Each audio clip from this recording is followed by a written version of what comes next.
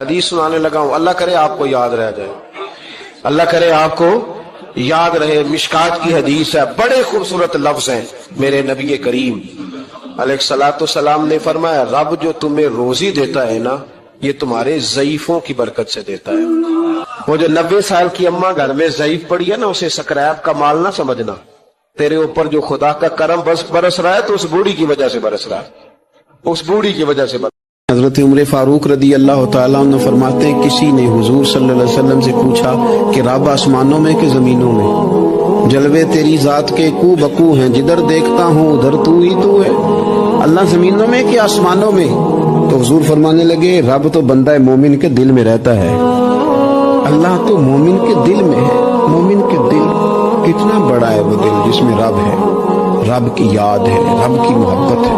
اس لیے حضرت عمر فرمایا کرتے تھے، میں نے دل کی آنکھوں سے اپنے مالک کی زیارت کی ہے۔ اگر کبھی کسی کا راز پتہ چل جائے تو سب سے پہلے تو اپنے دل میں یہ بات سوچیں کہ ہم کوئی بے عیب ہیں، ہمارے اندر عیب کوئی نہیں، کمزوریاں کوئی نہیں، غلطیاں کوئی نہیں، کہیں کوئی ہم نے کبھی غلط حرکت نہیں کی، کبھی نہیں جھوٹ نکلا ہم سے۔ بھائی معصوم تو فرشتے ہیں یا نبی ہیں؟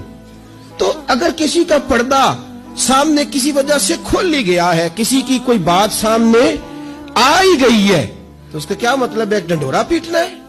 میں نے پہلے بھی کہا تھا کہ اپنی ساری غلطیوں سمیت اپنے آپ سے پیار ہے، اور دوسرے کی ایک کا پتہ چل گیا تو اس سے کیسے نفرت شروع ہو گئی؟ جی میرے نبی پاک علیہ السلام کا جو انداز ہے نا بات کرنے کا، وہ تو موہ لیتا ہے من کو۔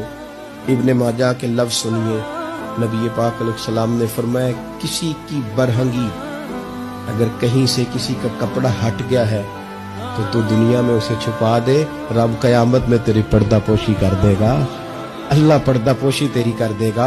اور فرمایا، یاد رکھ کسی کے پردے نہ کھولنا، ورنہ تو گھر کے اندر موجود ہوگا، اندر ہی گھر کے اندر بیٹھے بیٹھے رب تجھے رسوا کر دے گا۔ حضرت علی فرماتے ہیں کہ دریا بہ رہا ہو، دریا، اس دریا میں اگر ایک قطرہ شراب کا گر جائے، پھر وہ دریا خشک ہو جائے، پھر اس دریا کی سطح پر یعنی نیچے گھاس اگائے، اور اگر میرا گھوڑا وہ گھاس کھا لے تو میں اس گھوڑے کی سواری کرنا پسند نہیں کرتا۔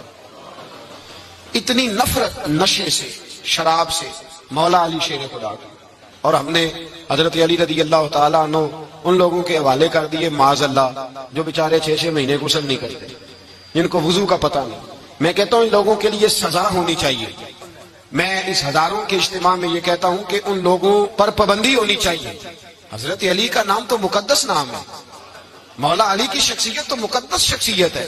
جس آدمی کے منہ کے اندر سگریٹ کی بدبو آ رہی، گند جس شخص نے اپنی زبان پہ بھرا ہوا ہے، وہ علی علی پکار رہا ہے، پابندی ہونی چاہیے۔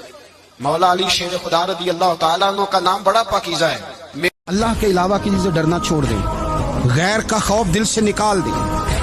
یاد رکھنا، عزتیں بھی رب دیتا ہے، ذلتیں بھی اس کی مشیت کا تقاضا ہوتی ہیں، رزق کا مالک بھی اللہ ہے۔